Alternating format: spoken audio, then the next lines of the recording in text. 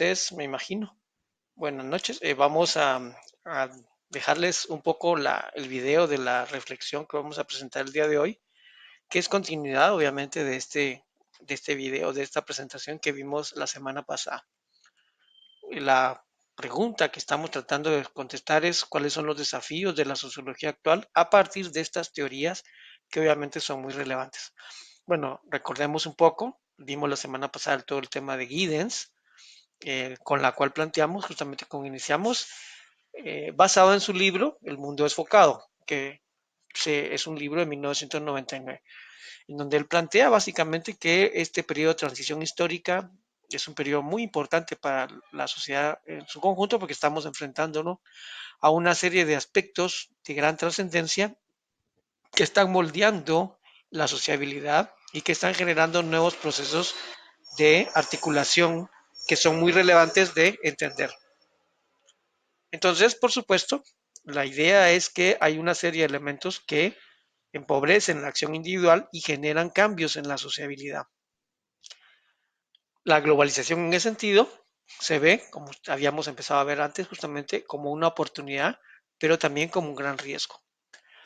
Y el tema del riesgo, que es un tema específico de la sociología del riesgo, así se llama justamente, en donde para recordar el riesgo no es sinónimo a peligro. Peligro es un elemento que se basa realmente en la naturaleza, que obviamente no tiene, que es externo. El riesgo surge a partir obviamente de la respuesta o de la forma en que supuestamente la sociedad enfrenta el peligro o no lo enfrenta, por supuesto, la acción o la inacción en torno al peligro es lo que genera el riesgo. Entonces, cada acción humana genera un riesgo. Y ahí es obviamente la diferencia. El riesgo es un elemento eminentemente sociológico.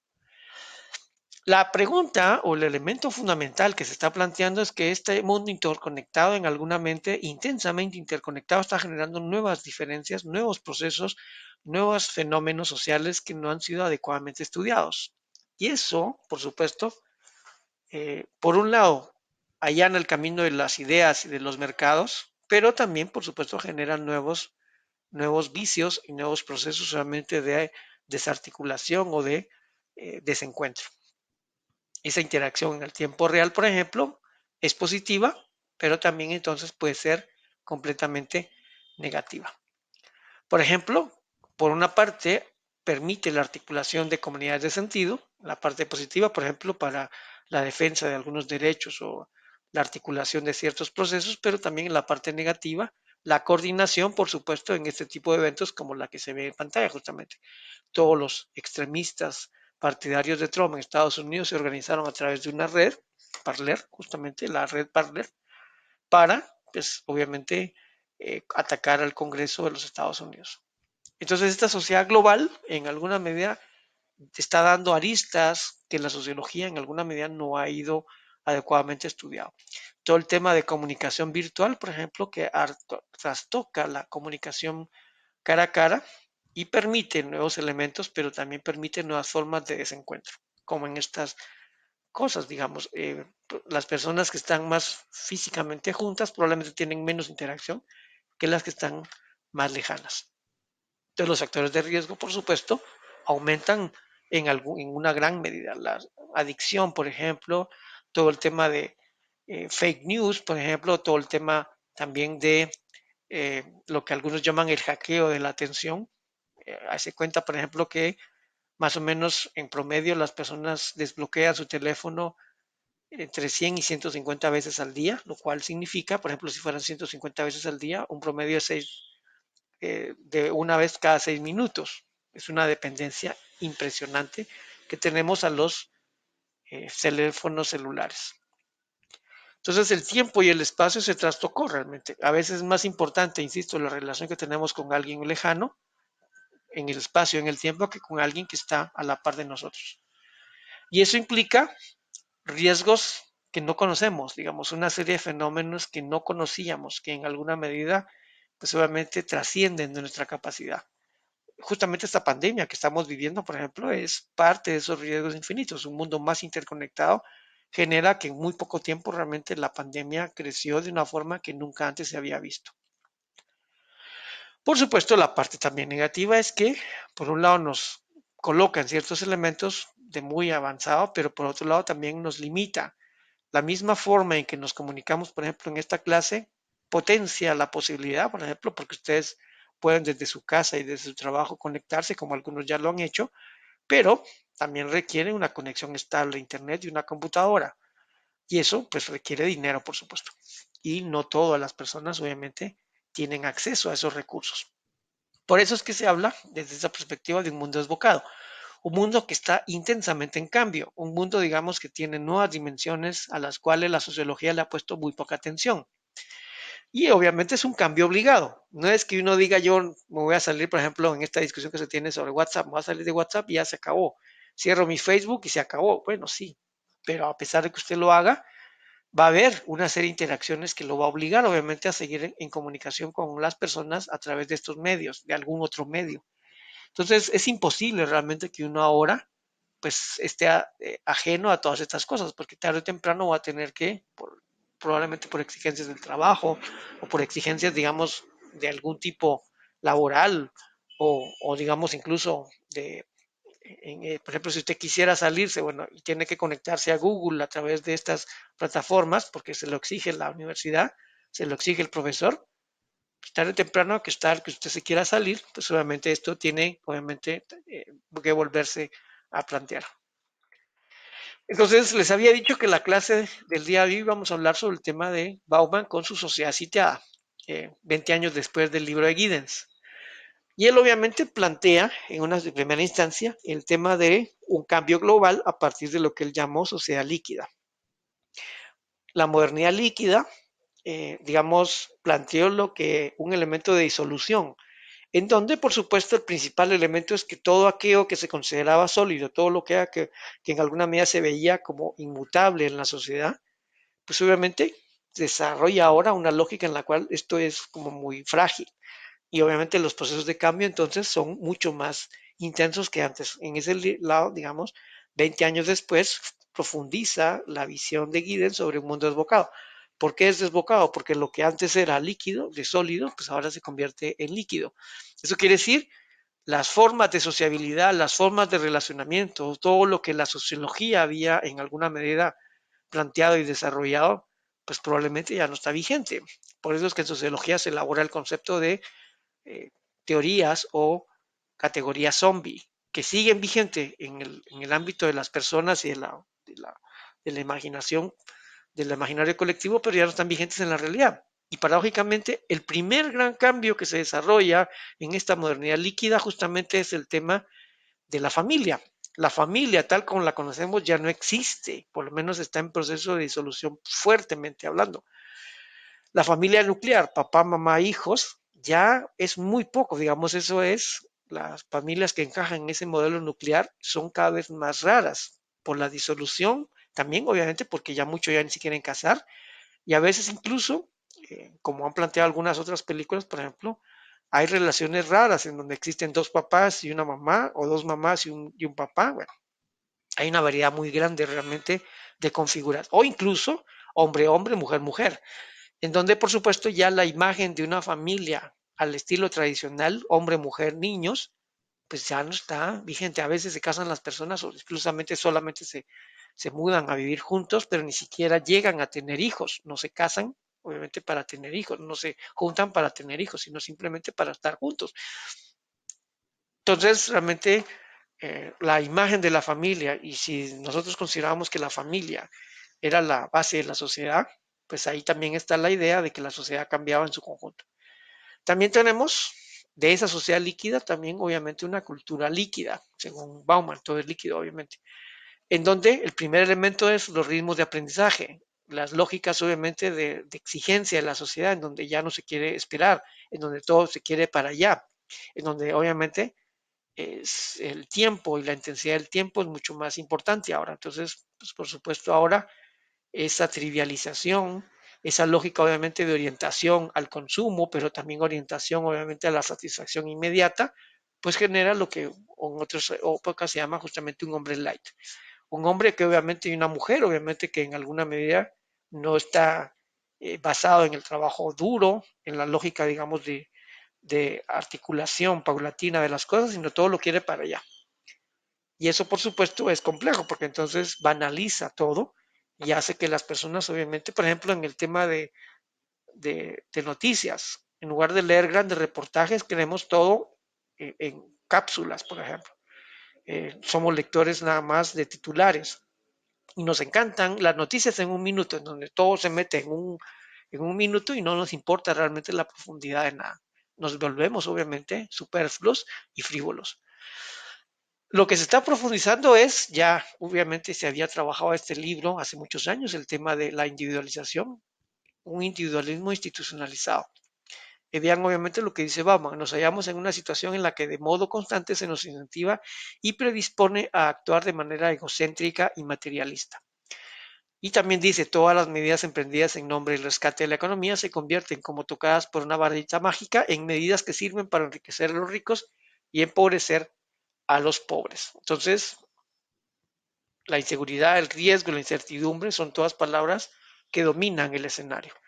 Y, por supuesto, ya no hay, incluso en el tema de fragilización del trabajo. Antes las personas entraban en un trabajo y pasaban muchos años en el mismo trabajo. Ahora es difícil, obviamente. Ahora la fragilización también de la esfera humana también fragilizó la esfera, digamos, del trabajo. Digamos, el trabajo estable ya es obviamente un elemento muy raro en la sociedad, especialmente en nuestro ámbito profesional, y la mayor parte de las veces nos dedicamos obviamente a sobrevivir con las cosas que tenemos, pero obviamente ya no tenemos estabilidad. Y eso lógicamente lo que provoca son humanos y bienes desechables. Por ejemplo, esta fotografía de Bukele, en donde digamos, pone a los mareros en esta posición, por supuesto, ya demuestra que el Estado mismo salvadoreño, por ejemplo, pero esa es la visión de muchas personas, considera a estas personas desechables. Entonces se les podría dar a todos veneno de ratas, matarlos, quemarlos, hacer lo que quieran con ellos porque ya no son humanos. Son simplemente cosas que se pueden apiñar y se pueden obviamente poner de esta forma. La imagen es brutal. Pero también, ¿cómo podemos entender que ya no hay un continente adicional, una gran isla creada por el hombre, que es una gran isla enorme de basura? Entonces también a nivel ecológico, a nivel social, por ejemplo, a nivel de la sociedad, estamos provocando una gran cantidad de cosas que ya no somos conscientes. ¿Por qué? Porque el sistema, por supuesto, está produciendo sistemáticamente un consumismo y digamos, una lógica desenfrenada que ya no puede ser parada. La mercantilización de la sociedad es un elemento muy visible. Por ejemplo, salimos a la calle y estamos llenos de propaganda. Estamos llenos de impulsos hacia la comercialización, hacia la compra desmedida. Y eso es lo que incide, por supuesto, en esta lógica de cambio climático y, por supuesto, de basura, que es un gran problema actualmente, ¿no? Pero también es una economía de excesos, una economía de desechos, que prácticamente plantea Bauman en su primera parte. Y, digamos, esa mercantilización de la sociedad también implica que las personas tienen que estar permanentemente insatisfechas. Por ejemplo, si esa persona que salió a comprar ese día va a estar feliz, pero muy pronto va a encontrar que hay un modelo de zapato nuevo, muy pronto va a encontrar que hay un nuevo modelo de iPhone, un modelo de televisor, una computadora más rápida, entonces lo que compró le va a satisfacer temporalmente y va a necesitar volver a salir de manera incesante a satisfacer sus necesidades insaciables. Eso paradójicamente es una trampa porque entonces el sistema nos obliga sistemáticamente a estar insatisfechos, a buscar incesantemente eh, la satisfacción, la felicidad que es elusiva porque estamos basándola en un consumo desmedido y en una lógica perversa en donde el sistema está provocando la satisfacción como una forma de que sigamos comprando, comprando, comprando. Es básicamente una lógica bastante perversa. Es, y obviamente eso provoca una crisis de lazo social. Son más importantes los bienes materiales, son más importantes los selfies tomados en lugares, digamos así, adecuados, por ejemplo, la Torre Eiffel o todos esos lugares así muy, muy chics, muy buenos, que realmente la lógica de vivir la vida, realmente, como dicen justamente muchos de estos teóricos, en lugar de vivir la vida, digamos, la planteamos solamente para exhibirla, aunque muchas veces esa exhibición de lo que estamos planteando es falso. Podemos estar viajando mucho, pero no somos felices. No somos realmente felices. Y paradójicamente los índices de felicidad y los índices de soledad están aumentando paradójicamente en este mundo moderno. Entonces, es un mundo cada vez más interconectado, pero cada vez más fragmentado, cada vez más insatisfecho, cada vez más solitario. Por eso, Bauman plantea en su inicio dos preguntas. ¿Por qué a pesar de nuestra tecnología sentimos cada vez más miedo, más soledad? ¿Por qué esa supremacía de la técnica nos lleva a la vulnerabilidad? ¿Hay algo que la sociología pueda decir al respecto? ¿Por qué ahora que tenemos más, somos más vulnerables, somos más miedosos y somos más solitarios? Estamos más insatisfechos. Por eso es que justamente Bauman habla de una sociedad sitiada, una sociedad que está cambiando a ritmos agigantados y que en alguna medida no tiene respuestas para nada.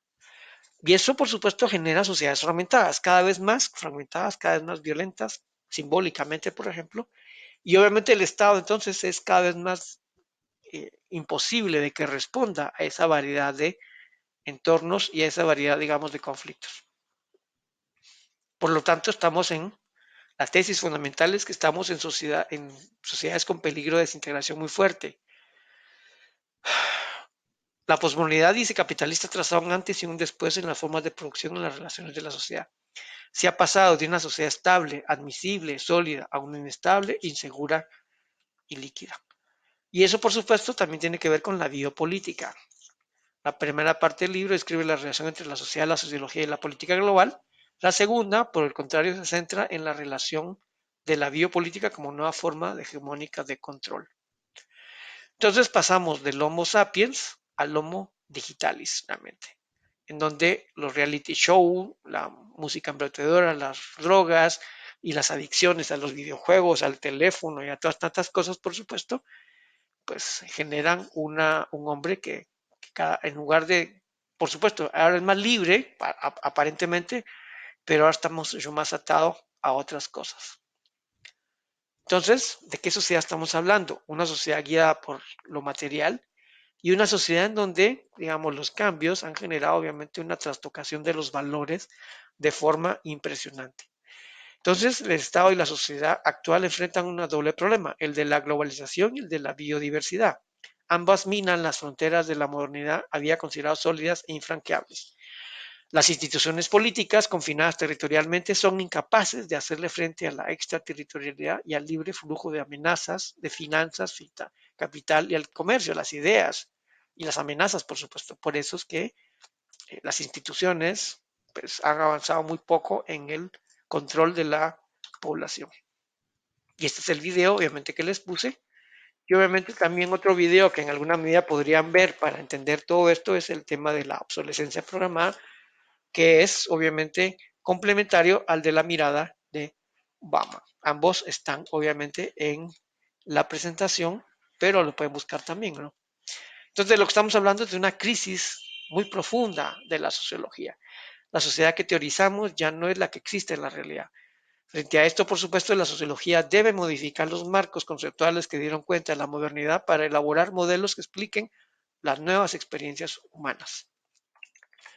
Y obviamente volvemos entonces a eh, incentivar todo el tema de lo que justamente Mills llamaba la imaginación zoológica. Estamos en un mundo muy complejo, estamos viviendo procesos de cambio y transformación muy complejos que paradójicamente la sociología, especialmente la sociología de la escuela, ha reflexionado muy poco. Entonces, ¿cómo nos vemos inmersos en el consumo, en esta sociedad de consumo? ¿Qué fuerzas producen y refuerzan el consumo? ¿Podemos estar inmunes a las fuerzas consumistas? ¿Qué consecuencias hay para la sociedad en el tema del consumo desmedido? Tiene consecuencias sociales, culturales, políticas y globales que habría que reflexionar. Y eso sería, obviamente, parte de la tarea que ustedes van a tener, obviamente no solo en este curso, sino cuando ustedes obviamente terminen